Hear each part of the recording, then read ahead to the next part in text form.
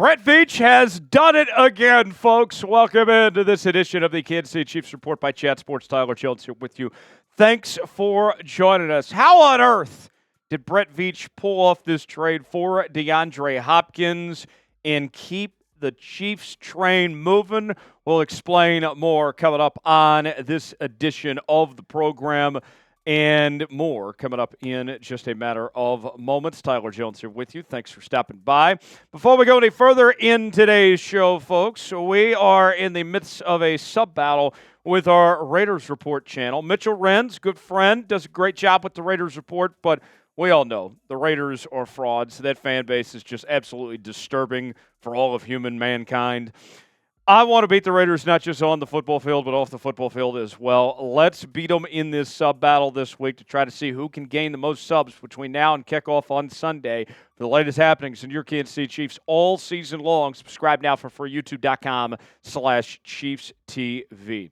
All right, so let's break down what the Chiefs have done to bring in DeAndre Hopkins at the wide receiver position. If you recall, the rumblings in the lead-up to this trade were that the Chiefs were so limited on what they could potentially do at the wide receiver position because of the lack of cap space. Before this trade, just about $4 million is all they had left in cap space, and there's a number of players still looking for new deals, contract extensions, and so that was going to kind of handicap of what the Chiefs could actually do here.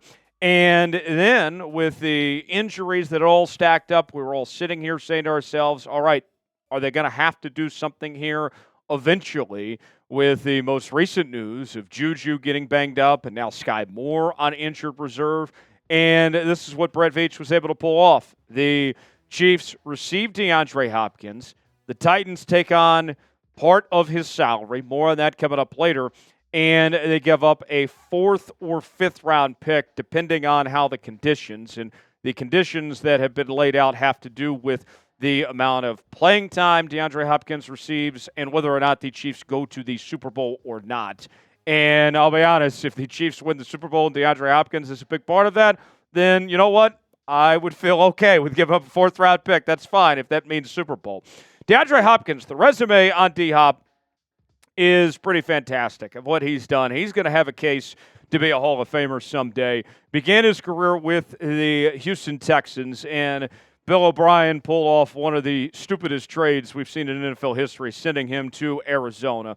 Spends a couple years there with the Arizona Cardinals, and the Cardinals, in rebuilding mode, decide to release him because they don't want to pay him all that money he was due.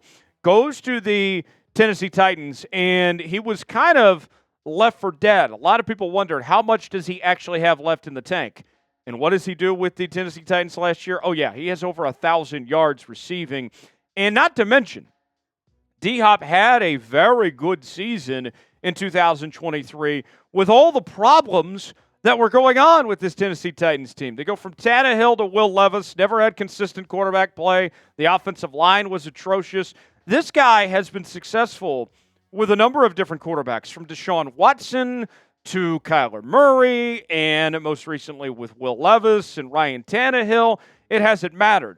And now he comes to Kansas City and joins this offense that has the best quarterback in the league, Patrick Mahomes, in addition to the other weapons that are there. This is the best situation, without question, that D-Hop has ever been a part of.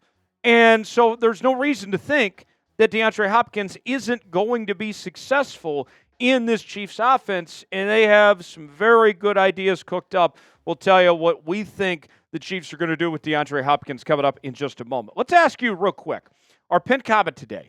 Do you like the trade for DeAndre Hopkins? Do you think it was a good move or not? Type Y for yes, in for no. Get that comment section and let us know what you think.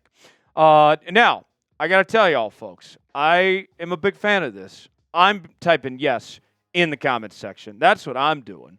But I want to hear from you guys directly. Let us know what you're doing, whether it's Y for yes or in for no on that Hopkins trade. So, what to watch for? Where does DeAndre Hopkins fit into this offense? Obviously, he is a vertical threat. He's going to be the best vertical threat the Chiefs have had since Tyreek Hill was in town. But think about this.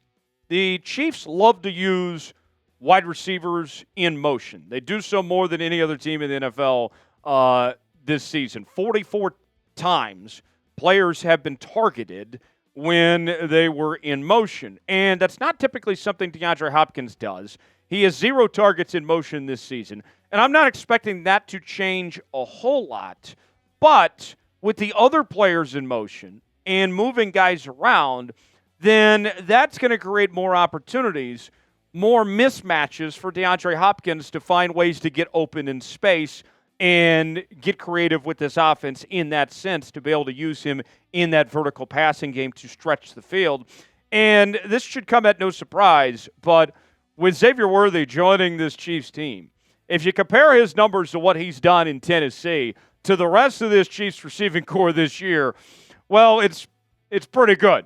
He would be first in this team in receptions, second in yards, third in yards per reception, second in touchdowns, and his catch percentage would be first among Chiefs receivers. And all of that is with dealing with Will Levis. So that's pretty good.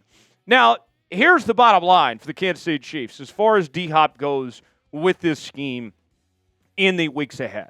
DeAndre Hopkins basically has 11 games to get synced up with Patrick Mahomes, for them to be on the same page, for him to learn this offense, to find his role, stay healthy before they get on this title run. And you think about this. You're going to get Isiah Pacheco back here pretty soon. You're going to get Hollywood Brown back in time for the postseason, and this is what you're looking at. The Chiefs are already the best team in football and undefeated at this point in the year, 6-0, with all the problems that they've endured. And you get to the postseason, Pacheco and Hunt there, D-Hop, Worthy, get Hollywood Brown back. Travis Kelce knows how to turn it on when it matters. And Noah Gray's looked pretty solid this season as well. The question becomes, who is stopping this offense? And the answer is nobody. The Chiefs, everything is set up for them to get that three-peat, to win it all again in 2024 with the way things are shaping up here. Faces change, expectations don't. This Kansas City Chiefs team is in great shape going forward from here with adding D-Hop to the mix. Speaking of players we're excited about here, Xavier Worthy, his jerseys are on sale now at chatsports.com/Worthy. Got the home jersey, got the road jersey, free shipping also available as well, men's and women's options. Go see for yourself, along with the rest of the Kansas City Chiefs gear that we have on sale for you. Chatsports.com/Worthy is where you can get these today. The link is in the comments and the description of today's video. Check it out. You'll be glad you did. Now, let's get to the financial terms. And this is where Brett Veach was working some magic, doing some real voodoo stuff here of making this all work for Kansas City to bring in DeAndre Hopkins. So Spotrac put this out, and I thought this was fascinating.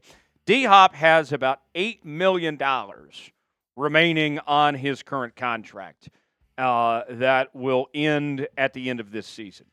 And according to Spotrac, it's largely expected the Titans will be retaining a portion of the salary of this trade, with the Chiefs only having about $4 million in cap space.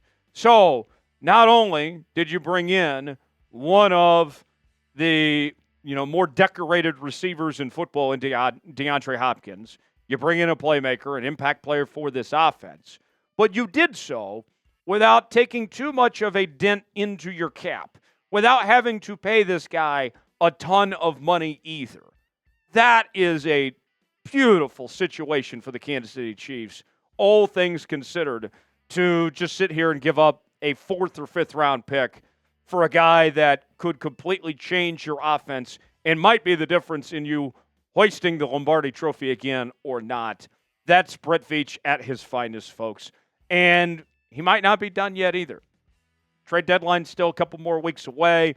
We've seen the cornerback position get a little shorthanded now with losing Jalen Watson. We know there's some question marks on the offensive line. We've heard some rumblings about them potentially going after an edge rusher here. There still could be more to come for this Kansas City Chiefs team before it's all said and done with that November 5th deadline approaching here the next couple weeks.